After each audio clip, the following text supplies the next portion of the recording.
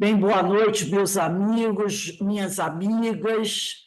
Nós estamos aqui na Sociedade de Estudos Espíritas Francisco de Assis, hoje, dia 4/3/2024, 4 de março, e o tempo vai voando, vai voando, vai voando, e quando a gente olha, já estamos nós armando a árvore de Natal, não é? O coelhinho vem. Por isso que eu tinha uma amiga que dizia assim: não desarmem a árvore de Natal, deixem ela aí, que daqui a pouco É rapidinho. ela vai ser usada. E é muito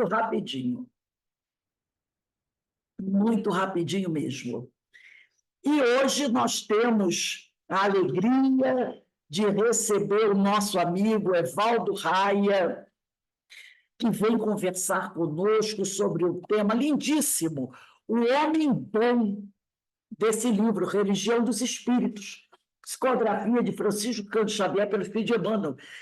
E esse título, Homem Bom, é uma análise, né, uma reflexão que Emmanuel faz da questão 918 de O Livro dos Espíritos. Mas antes de iniciarmos aqui o nosso estudo de hoje, eu vou ler uma pequena página desse livro. É um livro pequenininho, mas com grandes mensagens. Conversando com Leon Denis. E a mensagem escolhida para a noite de hoje tem por título Felicidade. Esse trecho dessa mensagem foi retirado do livro Grande Enigma, no capítulo 14, livro de Leon Denis.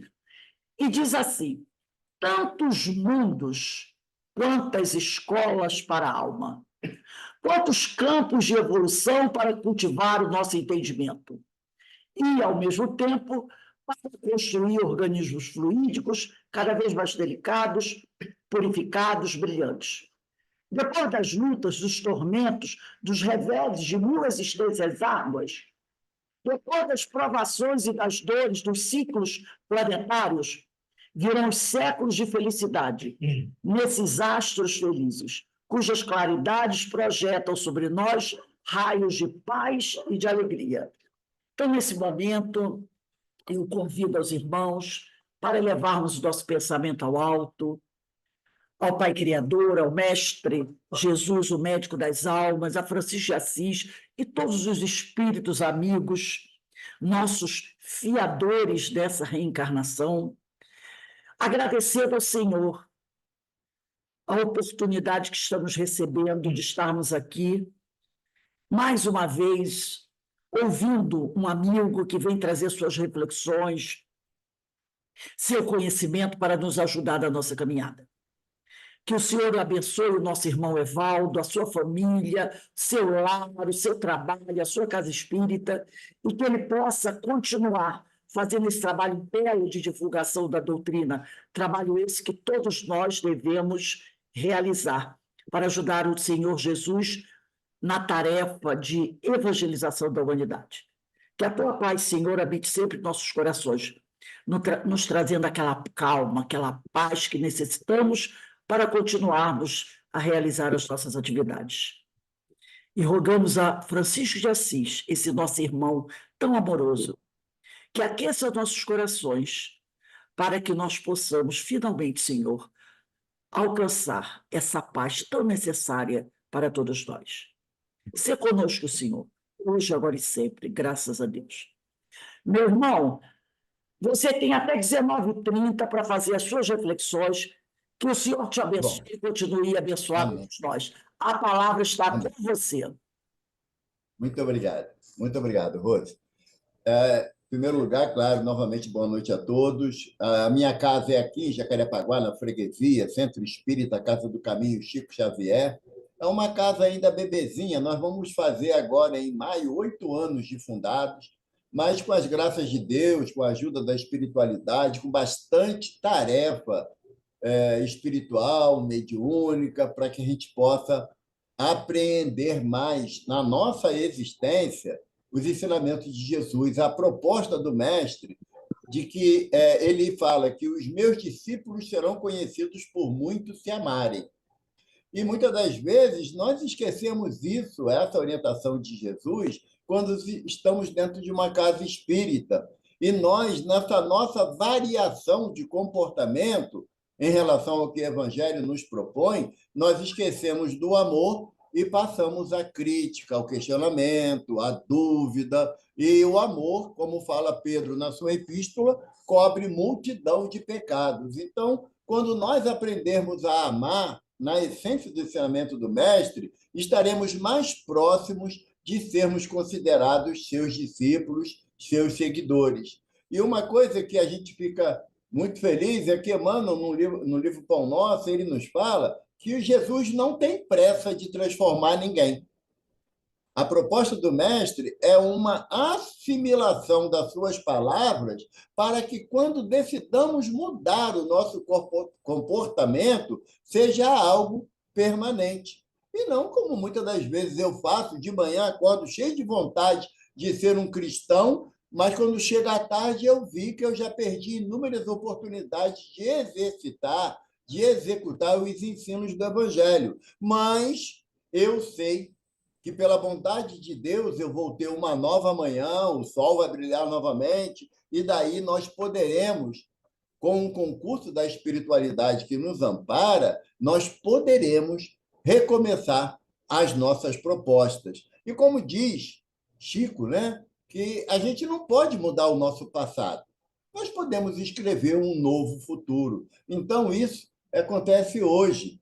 Quando a gente se prende muito ao passado, aos erros cometidos, nós entramos, muitas das vezes, invariavelmente, na situação da culpa, sabe? Da autopunição. Eu não mereço ser ajudado. Não foi essa a proposta de Jesus. Jesus fala que Deus permite que o sol nasça para o bom e para o mal e a chuva caia sobre o justo e injusto. Então, Jesus diz que Deus não faz distinção do amparo que ele nos oferece. Evidentemente, se eu apreender melhor as palavras de Jesus, poderei usufruir mais dos seus ensinamentos. Como no tema de hoje, que a Rose lembrou muito bem, que está lá no Livro dos Espíritos, no 918, Kardec pergunta assim aos benfeitores da humanidade: por que indícios se pode reconhecer em um homem o progresso real que elevará o espírito na hierarquia espírita? Aí eles respondem: o espírito prova sua elevação quando todos os atos da sua vida corporal representam a prática da lei de Deus e quando antecipadamente compreende a vida espiritual. Ele fala, compreende e pratica, não é ter conhecimento. O conhecimento é um ato intelectual. O entendimento e a prática é uma vontade nossa, espíritos imortais, para aquilo que Jesus nos propõe. E Jesus nos propõe, em determinada parte do Evangelho, ele fala, zelar em primeiro lugar por Deus e sua justiça. O que Jesus quer falar para a gente? A justiça de Deus não é igual à justiça humana, que muitas das vezes está baseada na vingança. Olha, Rose, o que é teu está guardado. Castigo vem pelo WhatsApp. Antigamente era cavalo, né? Agora vem pelo WhatsApp. Nós criamos inúmeras situações de crítica do comportamento do outro, achando que a justiça de Deus é semelhante à minha inferioridade. Por isso que Jesus fala que nós devemos guardar, em primeiro lugar, a justiça, a Deus e sua justiça, porque a justiça de Deus é baseada em justiça, amor e misericórdia. A gente ainda não entendeu esse processo de justiça que Jesus nos apresenta. Por quê? Porque a nossa percepção é muito imediatista. No texto de hoje, Rose, eu chamei um povo lá da casa, lá que estava acabando os estudos online, aí eu obriguei alguns a vir para cá, tá bom? Então, não estranha, não. Alguns você conhece, Regina, Joelma, lá do CEOI, né? Então, alguns conhecem. A Joelma caiu. Mas a proposta do tema de estudo de hoje, que Emmanuel vem tratar para a gente, do homem bom, está obedecendo, como a Rose falou, está lá no livro de Emmanuel, né? Religião dos Espíritos, lá no capítulo 49, aonde um sacerdote, e eu achei interessante a pergunta do sacerdote, sabe, Rose? Porque Emmanuel retrata a pergunta dele, mas de uma forma muito sincera e muito humilde, o sacerdote.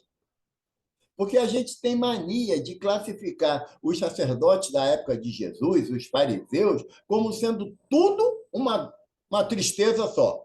Tudo espírito conflitante que odiava Jesus, que odiava todo mundo, e odiava o romano, odiava o gentio, e a gente não pode radicalizar nesse ponto, não. Não pode radicalizar, não, porque Jesus ensina para a gente que mesmo no charco o lírio brota. Então, nós temos a possibilidade, mesmo diante das nossas dificuldades, estando matriculados numa casa espírita ou associado a um local de trabalho, familiar, nós temos possibilidade de, mudando o nosso comportamento, nós aprendermos a prática do bem. Não é só num círculo restrito, não, senão vamos cair na mesma negação ou na mesma crítica que nós, espíritas, recebemos de outros irmãos cristãos. Então, o nosso olhar, como Jesus fala, né, que nós devemos amar os nossos inimigos, porque amar parentes e amigos até os hipócritas fazem. A proposta do mestre ultrapassa a nossa percepção do que é certo, do que é errado no olhar humano. Então, quando o sacerdote faz essa pergunta a Jesus, com muita clareza e muito carinho, mestre, que farei para ser considerado homem bom? Jesus vem fazendo enunciado, segundo Emmanuel, oferecendo várias oportunidades de comportamento ao longo da jornada física que nós poderemos treinar a habilidade de ser bom. Mas eu também não vou tirar, eu vou tirar um pouquinho assim a ilusão. Não dá para ser nessa existência, não, um homem bom, não. É uma trajetória de longos períodos. No meu caso, um amigo espiritual falou que eu estou bem próximo de chegar a homem de bem num outro sistema solar, porque esse aqui está muito novo, já está com uma certa idade, eu não vou ter tempo, não. Mas eu já tenho esperança, ué. Eu sei que eu sou um espírito imortal e eu vou realmente participar de outros sistemas solares. Então, quando eu chegar lá, quem sabe o Evaldo, ou o espírito que hoje está na condição de Evaldo, já apresente alguma mudança, alguma transformação no seu comportamento. E essas propostas que Emmanuel traz das palavras de Jesus me lembrou, sabe, Rose, uma passagem do Evangelho que está lá no capítulo 25 de Mateus, que ele relata assim no verso 35. Porque tive fome, deste-me de comer. Tive sede, deste-me de beber. Era estrangeiro e hospedaste-me. Estava nu e vestiste-me. Adoeci e visitaste-me. Estive na prisão e foste me ver. Então os justos lhe responderão, dizendo: Senhor, quando foi que te fizemos tudo isso? E ele falou que todas as vezes que fizermos a um dos mais pequeninos, é a ele que fazemos. Aí eu me fiz uma pergunta íntima. Eu tenho 5 netos. Aliás, 4, que a Alice vai nascer agora mês que vem, com as graças de Deus. Né? Tenho já encarnado 4 netos. 4 netos estão comigo querendo tomar um sorvete, assim, tipo Magno, que é bem carinho. Né? E vem uma criança em situação de rua e pede para eu pagar um pastel. Só que se eu pagar o pastel para ele, eu não dá para comprar o sorvete para os meus netos. Qual a minha proposta de ação? O que eu intimamente devo sentir em fazer? Não é o que eu... tem agora, tem São Francisco de Assis me olhando, tem Chico Xavier me olhando, então eu vou fingir que sou bonzinho. Não, porque Jesus fala que as nossas intenções é que comanda as nossas atitudes. Então, quando Jesus fala que nós oferecemos, quando oferecemos a algum necessitado, é a ele que fazemos, por quê? Porque começamos a distinguir de forma total, aliás, não distinguir um do outro, quem precisa, quem não precisa, na minha ótica. Porque quando o mestre fala, através de Mateus, estive nu e me vestistes. Se você está parado, eu gosto de fazer essa encrenca para mim, tá, gente? Eu faço para mim mesmo. Estou parado no sinal aqui na freguesia. Sinal fechado, estou lá com o meu carrinho. Vem uma pessoa nua pedindo a caridade de um agasalho. Será que eu abriria o vidro, tiraria a minha camisa ou o meu agasalho e daria de boa, sem pensar em recompensa ou sem pensar que os outros estão vendo como eu sou bom, que eu atendi aquela pessoa? Ou isso já é um ato natural, instintivo para mim? Que essa proposta de Jesus em Mateus são atitudes instintivas. Não que a atitude pensada, sabe, Rose, não é que ela não tenha valor. Só que ela não tem o mesmo valor quando você age com espontaneidade. Se a gente, às vezes, quem participa de mesa mediúnica, né? Está na mesa mediúnica, aí um irmão se apresenta como um desafeto nosso pelas nossas atitudes anteriores. E aí ele diz que não me perdoa. Eu não estou vendo o espírito, eu não lembro das desavenças que eu tive com ele em existências passadas, e eu não sinto nem um pouquinho de vontade de perdoar quem não gosta de mim. Aí a proposta do Evangelho vem dizer o quê? Estava preso e me visitaste. Estava preso nas minhas percepções de egoísmo, de egocentrismo, de orgulho, de vaidade e prepotência, afinal eu estou certo. Se você ler os 4 evangelistas, né? Mateus, Marcos, Lucas e João, vocês já acharam alguma frase de Jesus dizendo eu estou certo e eles estão errados? Jesus não fala isso. Jesus fala assim, perdoai os pais, pois não sabem o que fazem. Jesus busca, através da abnegação, da indulgência, do amor, compreender as nossas faltas. E eu falo que sou seguidor de Jesus, mas não tolero uma vírgula do meu próximo, nada. Nada. Às vezes o presidente da Casa Espírita é tão arrogante, Deus me livre, não sei o que está fazendo lá. Só que para ser presidente da Casa Espírita não tem que ter título de nobreza espiritual, não. É um irmão na mesma necessidade de progresso moral como aquele que chega hoje na casa. Então, quando o mestre nos propõe essa análise das suas palavras em Mateus, ele vem também dizer para a gente que a nossa maior dificuldade em ser um homem de bem ou um homem bom é que a avaliação da gente ainda é do campo material. Jesus fala para o sacerdote diversas atitudes. Quer ver uma coisa? Você está em casa, faltou luz total, e você lembra que não tem uma vela em casa. Aí você olha para o vizinho e fala assim, poxa lá, ele tem até lampião. Aí você lá bate. Ô, vizinho, quebra meu galho aí, eu não tenho nem vela. Melhor, que isso? Eu tenho 2 lampiões, fica um com você, um comigo. É isso que Jesus está falando. Sabe, a espontaneidade de você ajudar a pessoa dentro da necessidade dela. Fala para a gente o evangelista Marcos que Jesus chegando numa cidade da Samaria, um homem passando, o homem era mudo, surdo e mudo. E ele passou por Jesus e pelos apóstolos, nem sequer olhou para o mestre. Aí o mestre virou para um dos discípulos e falou, trazei-o aqui. Aí foi lá, André foi lá, bateu no ombro do homem e apontou para Jesus e ele voltou. E ele, pelo gesto, pela mímica, ele dizendo o que Jesus queria. Aí Jesus perguntou assim para ele, tens fé que você pode ser curado? O que o homem fez? Ele não escutava e nem sabia fazer leitura labial.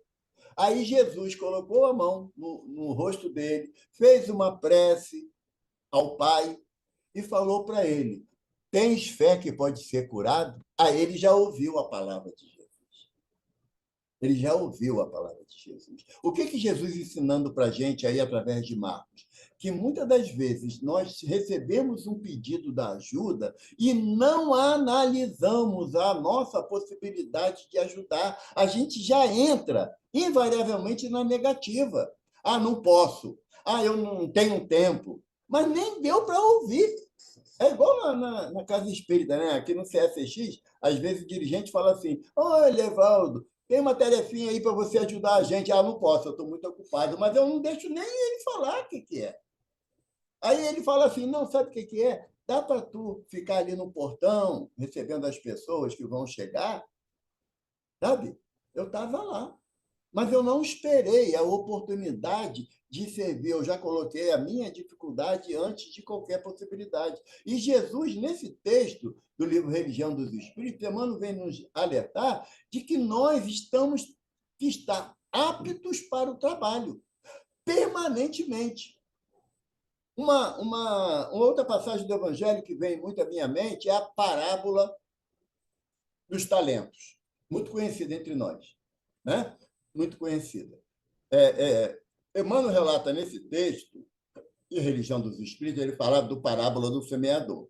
Mas eu confesso para você, a parábola do semeador, você é para um seminário.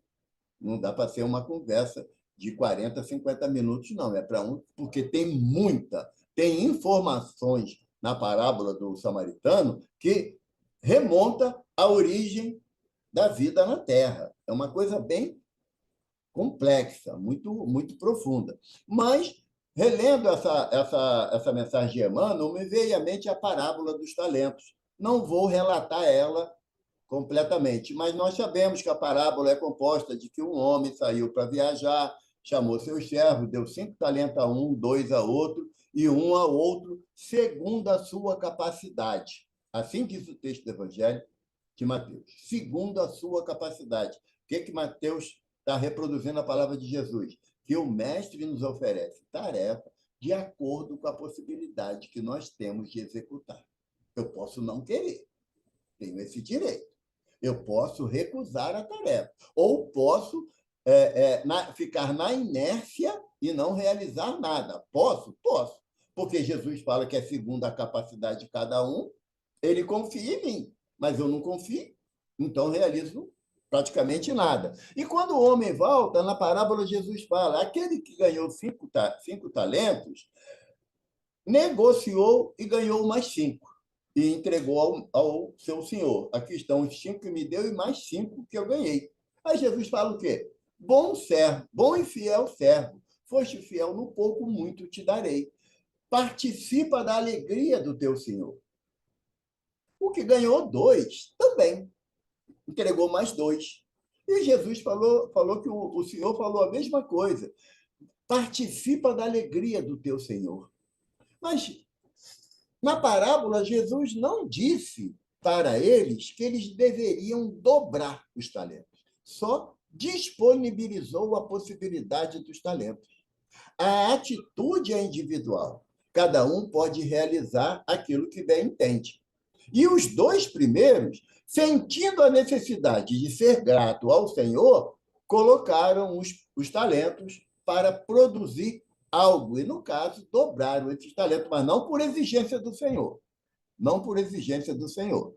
Porque quando chegou perto daquele que tinha um talento, o Senhor falou para ele: devolva-me o que pertence, o que me pertence. Aí ele falou assim: como sei que tu és severo, ceifas aonde não plantas e colhe onde nada colocou, eu aqui te retribuo o talento que você me deu, porque por medo de você eu enterrei o talento. Aí Jesus fala o quê? Servo mau és tu, porque poderia ter posto o talento que te dei na mão dos banqueiros, que ao menos desse juros quando eu voltasse. Tem uma surpresa para todos nós. Evidentemente que a maioria de nós somos o trabalhador que ganhou um talento. E a possibilidade de conquistar juros botando na mão dos banqueiros, sabe quem são os banqueiros na nossa jornada nessa existência? Aqueles com quem temos compromissos na família, na casa espírita, no trabalho, na sociedade que estamos integrados, porque se a gente colocar o nosso talento, a nossa boa vontade de ajudar, eles poderão certamente não reconhecer, mas também não poderão nos atacar, nos agredir, e isso gerará juros. E quando retornarmos à espiritualidade, aí a gente, como a gente é um pouquinho megalomaníaco, né, Rose? A gente vai olhar o talento da gente, vai ver assim, meio magrinho, um pouquinho só de juros, a gente vai falar, só isso. Trabalhei tanto, pensei que eu tinha conquistado tantos bônus horas, sabe? O espírito é interesseiro, ele trabalha por bônus hora, não trabalha por caridade, não. Mas isso aí eu falo que é culpa de André Luiz. André Luiz que trouxe para a gente a ideia, né, junto com o Chico, do bônus hora. E a gente, tudo que a gente vai fazer é sério. Quando a gente vai dar bom dia para alguém, a gente já pensa no bônus hora. Eu vou dar bom dia, mas que a pessoa vai ficar feliz que eu dei bom dia, opa, mais um bônus hora na minha conta. A gente esquece, quando vocês tiverem oportunidade, vai lá no capítulo 20 do Nosso Lar, na casa de Dona Laura, sobre noções de lar. A Dona Laura fala do bônus hora, e ela falou uma coisa para mim estarrecedora, Joelma. Eu fiquei desesperado quando eu li, porque ela falou que o bônus hora que a gente ganha é pela qualidade da hora e não pela quantidade da hora trabalhada. E essa qualidade da hora, ela é verificada, sabe por quem? Papai do céu. Não dá para enrolar ele. Não dá. Para começar aquela frase, não, sabe o que aconteceu? É que os banqueiros que tu mandou para mim ficar no meu caminho eram muito difíceis de lidar. Não havia a menor possibilidade de eu ajudar ninguém. Não que eu não quisesse, eles que não aceitaram. Porque são arrogantes, prepotentes, viciosos, invejosos. É tudo isso, mestre. Não dá. Como é que eu vou ajudar? Aí Jesus fala para a gente: quando fizeste a um desses pequeninos, foi a mim que fizeste. Ou, como fala Emmanuel na página para a gente, né? Aqui, mais adiante, ele fala assim: imagina-te sem pão no lar, arrostando amargura e escassez, e raciocina sobre a felicidade que te apareceria de súbito no amparo daqueles que te levassem migalha de auxílio. Migalha de auxílio. Eu não sei vocês, e Deus me perdoe, não é avaliação de ninguém, mas tem certos momentos que a gente passa na vida que a gente não quer dinheiro, a gente quer um abraço, quer uma orelha para escutar, sabe? E é essa migalha que Emmanuel fala para a gente que a gente pode dar. Pelo amor de Deus, nenhum de nós é tão pobre que não tenha nada para dar, não é assim o ensino? Nem tão rico que de nada precise, sabe? Então, essa possibilidade de eu atender mínimas necessidades daqueles que estão no meu campo de ação é o que Jesus espera de mim. Ah, não. Agora nós vamos criar um novo grupo no Espiritismo aqui no Brasil, Rose. Te prepara, vou chamar você para ser presidente desse grupo. Nós, divulgadores da doutrina lá na faixa de Gaza. Porque a gente tem que divulgar a doutrina espírita para o mundo todo. Não é a proposta de Kardec. A proposta de Kardec no Céu e Inferno, ele diz que não é o objetivo da doutrina angariar prosélitos, angariar seguidores, mas sim dar a opção do homem da mudança de conduta moral, independente do aspecto filosófico religioso. É por isso que o Leon Denis pergunta, né? Ele mesmo responde, se a doutrina espírita é o futuro das religiões. Ele responde o quê? Não, é a religião do futuro. O que ele está falando? Todas as religiões vão ser centro espírita? Não. As religiões existentes na Terra compreenderão o intercâmbio com o plano espiritual, entenderão a lei de reencarnação, aceitarão, pela lógica da ação, a lei de causa e efeito. Então, isso vai ser um grande progresso para a humanidade, mas não quer dizer que seja necessário ser espírita, não. Eu lembrei aqui de uma história do Chico, né, que lá em Uberaba, uma senhora chegou lá para falar com ele, ficou 3 horas na fila esperando. Quando ela chegou, conseguiu sentar do lado dele, aí ele daquele jeitinho carinhoso, né? O que eu posso ajudar, minha filha? Ela falou assim: olha, Chico, meu marido é muito bom, é um homem muito bom, um pai zeloso, um companheiro de todas as horas, um excelente profissional, mas ele tem um defeito, Chico. E o Chico ficou pensando, meu Deus, o que ele tem, minha filha? Ele bebe? Não, Chico, nunca bebeu. Ah, ele joga apostando? Não, Chico, também não. Mas o que ele tem, minha filha? Ele não é espírita. Aí o Chico falou assim, minha filha nem apresenta para ele o espiritismo, porque ele não precisa, quem precisa somos nós. Porque a doutrina dos espíritos não é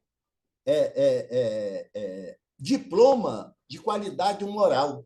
Não é. As nossas atitudes no silêncio da nossa casa, no conjunto que nós estamos estabelecidos, ou no meu caso, da minha encrenca, no trânsito aqui de Jacarepaguá, é que eu tenho que provar o meu entendimento da doutrina dos espíritos. Eu tenho que entender que cada irmão que Jesus coloca na minha caminhada, ele será, invariavelmente, alguém que estará me ajudando a caminhar dentro do Evangelho, para que eu aprenda com as minhas atitudes, eu iniciar o meu processo de ser um homem bom. E ser um homem bom, Kardec pergunta aos benfeitores no Livro dos Espíritos, pode o homem alcançar, almejar o desejo de ser feliz aqui na Terra? E os espíritos respondem, está escrito em Deuteronômio, a felicidade não é desse mundo. Bom, aí Kardec, não satisfeito, pergunta, mas o homem pode almejar ter momentos felizes? Os espíritos falaram que sim, pode. Mas, para isso, ele terá duas atitudes que ele deve compreender bem. Em relação à vida material, viver com o necessário. Já ficou encrenca. Porque o necessário, para mim, não é a mesma coisa que é necessário para Ana Maria, para Denise, para Carmen. Não é. São vontades e buscas bastante diferentes. Então, eu já percebi que, no meu caso, essa primeira parte, que saber viver com o necessário, eu já tenho dificuldade de compreender. Aí eles falam, em relação à vida espiritual, é fé no futuro. Quem de nós tem fé no futuro? Acredita piamente que a vida é contínua, que nós não morremos, deixaremos o corpo que não nos servirá mais. Mas nós, espíritos imortais, nós continuaremos a nossa jornada pela eternidade afora. Quem de nós acredita nisso? E se eu acredito, porque eu tenho tanto pavor e ódio da morte? Por que a morte me causa tanto transtorno a ponto de eu entrar num processo depressivo profundo quando um amor meu retorna ao plano espiritual? Por quê? Se eu deveria ter fé no futuro. Porque Jesus fala para a gente, não é palavra de Kardec, nem dos espíritos superiores, não, é de Jesus. Aquele que crê em mim não morrerá jamais. Então, as oportunidades que a doutrina nos oferece de fé, ela extrapola, muitas das vezes, o entendimento que nós tínhamos, porque, no nosso entendimento, a nossa fé se traduz com coisas materiais. E Jesus compara a nossa fé como um grão de mostarda, não do tamanho de um grão de mostarda. O evangelista anota que Jesus fala assim, se a vossa fé for como um grão de mostarda, o que Jesus está falando para a gente? Que o grão de mostarda é uma das menores sementes da natureza. Tá? Para o povo hebreu, era menor, porque não tinha outra semente menor do que a mostarda. Então, Jesus pegou como exemplo.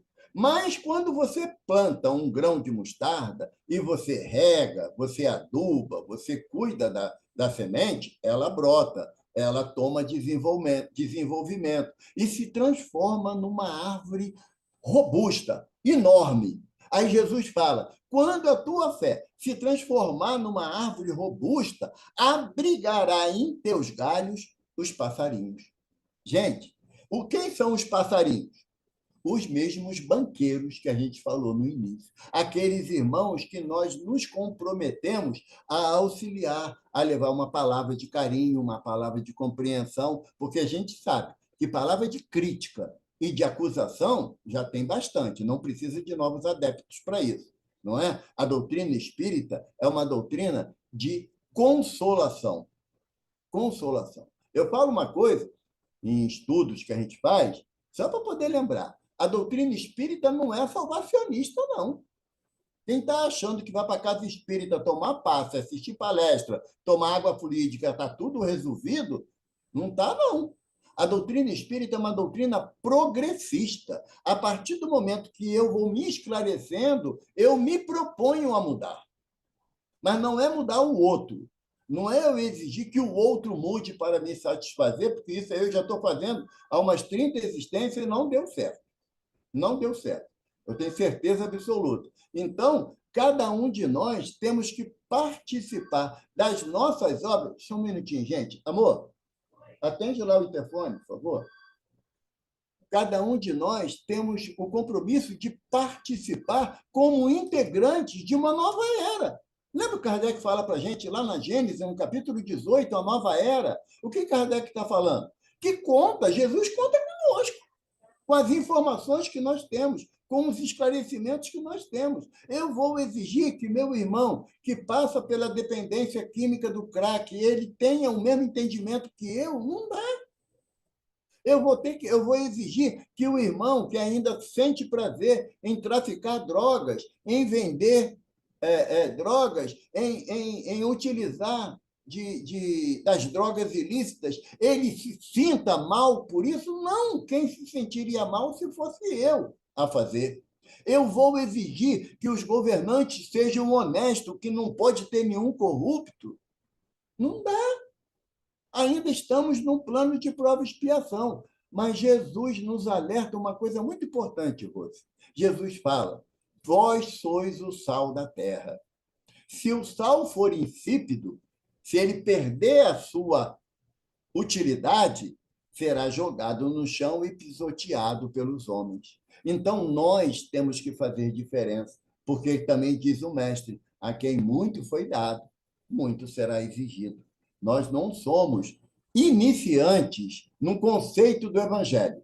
Não, Evaldo, espera aí, eu conheci a doutrina tem 5 ou 10 anos, ou menos. Tá bom, estou falando de espírito imortal. Estou falando de jornadas ainda inimagináveis para a gente em várias culturas que nos trouxeram até aqui. Então, o que Emmanuel espera de mim nessa página não é que eu me transforme da noite para o dia em homem de bem, porque não vai dar. Homem bom não vai dar. Ainda não dá. Não, Evaldo. Pode ser que vocês, graças a Deus, consigam, mas Evaldo não vai dar. Mas o que Emmanuel está falando nessa página para a gente? Aqui no final, ele fala assim: os que usassem de compreensão e misericórdia para comigo, disse o sacerdote. Aí Jesus responde para ele: então, segue adiante e faze também o mesmo. Se você quer que os outros tenham misericórdia, apazigue o teu coração, que você seja alguém que o outro compreenda as tuas dificuldades. No livro O Homem Integral, Joana de Ângeles fala para a gente, através da mediunidade abençoada de Divaldo, que nós sofremos a ação do reflexo do ego. O que Joana está falando?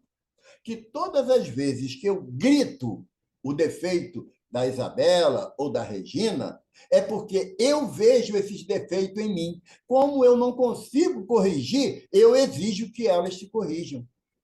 Quando a proposta do Evangelho é o quê? O que Jesus fala para o Evaldo? Por que te incomodas com o cisco no olho do teu irmão e não te incomoda a trave que está no teu? Se o erro de alguém me incomoda, opa, peraí, deixa eu olhar para dentro de mim, deixa eu ver as minhas fragilidades morais para saber quantas pessoas eu agrido, atinjo com o meu jeito de ser. Uma expressão que eu uso corriqueiramente. Ou então nós vamos fazer igual a síndrome da Gabriela. Lembra da Gabriela, daquela novela? Eu nasci assim, eu cresci assim, vou morrer assim, vou voltar para um umbral assim. André Luiz relata para a gente, através de Calderaro, lá no livro Mundo Maior, que a proposta da espiritualidade, a proposta de Jesus, é esvaziar o umbral. Eu não posso ser mais um concorrente ao umbral, gente. Eu já tenho algum conhecimento, já tenho algum entendimento. Não consigo ser homem de bem. Não, mas eu já sei o caminho que eu devo tomar. Jesus me ensinou. E ele falou para a gente: vinde a mim, todos vós que estáis cansados e sobrecarregados, que eu vos aliviarei.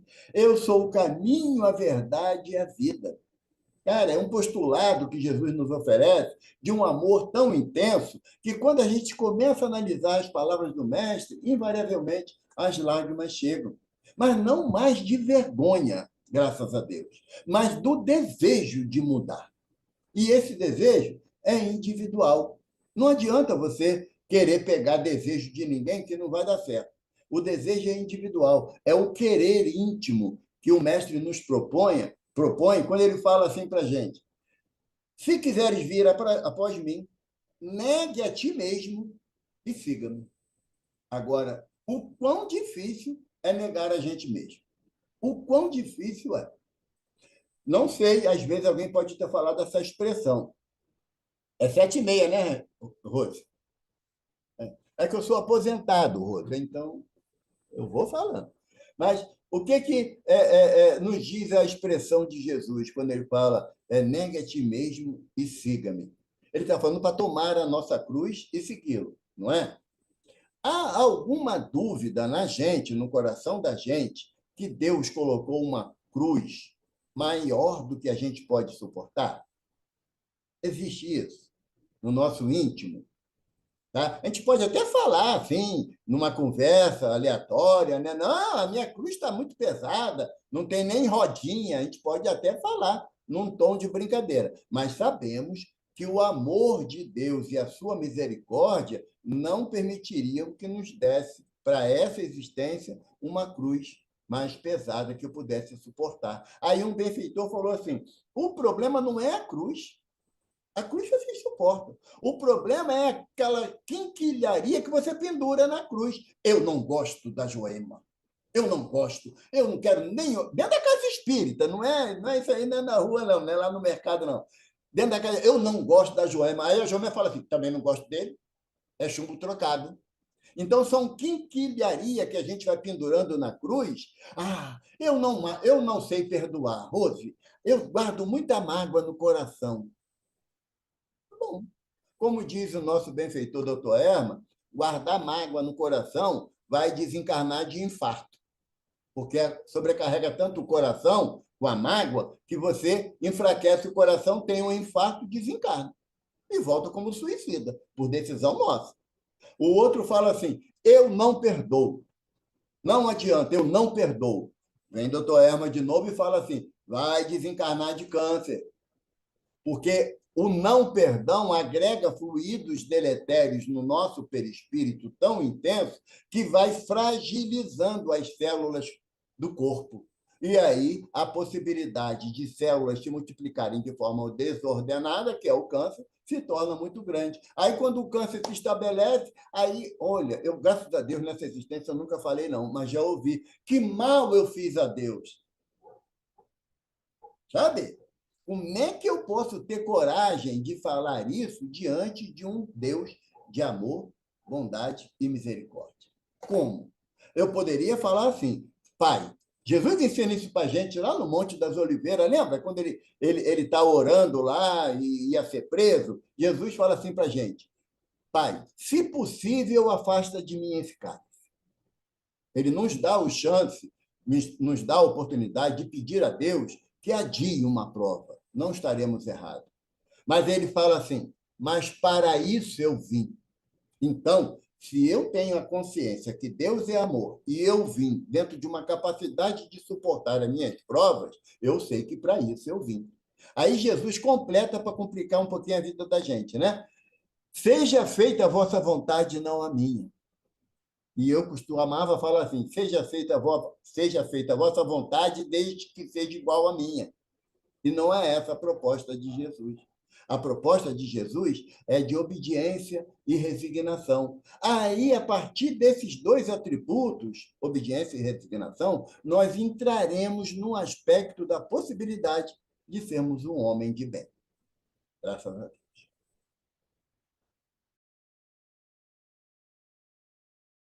Deus. Meu amigo, muito obrigado pelas suas palavras, pela sua explanação. Realmente, todos nós temos que trabalhar muito, né?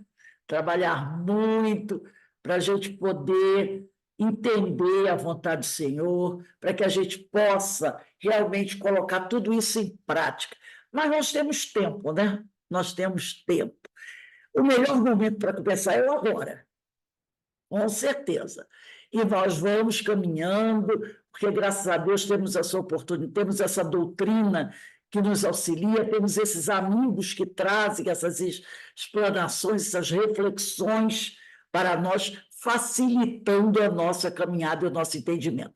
Então, eu só tenho a agradecer, levo o nosso abraço, o nosso beijo do coração para a sua casa espírita, que é a Casa do Caminho, Chico Xavier, para esses amigos queridos que eu estou vendo aqui, hoje da Célia, Joelma, irmãos queridos de tantos anos de caminhada, tem aqui o Jorge também conosco.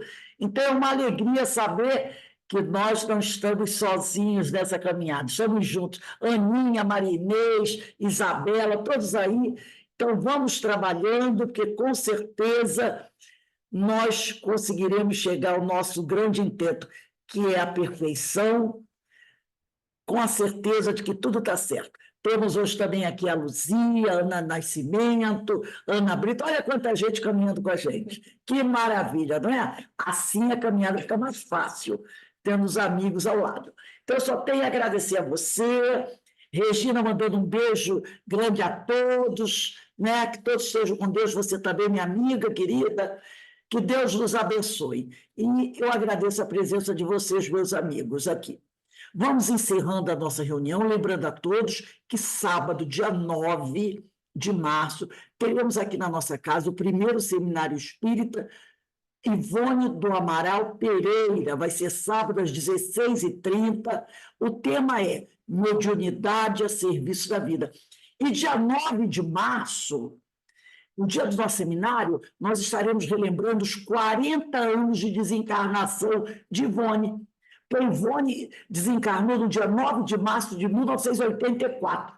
E nesse sábado estaremos fazendo 40 anos de desencarnação dessa irmã que continua até hoje nos auxiliando com as suas obras, com os seus ensinamentos. Tá? Então, todos estão convidados, eu vou mandar o link para todos vocês.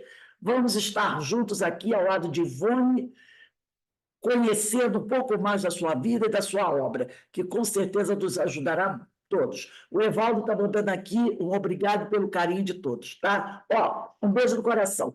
E para encerrar, nós vamos pedir à nossa irmã Joelma. Joelma, faz a nossa prece de agradecimento, minha amiga. Liga teu microfone aí e faz a prece de agradecimento.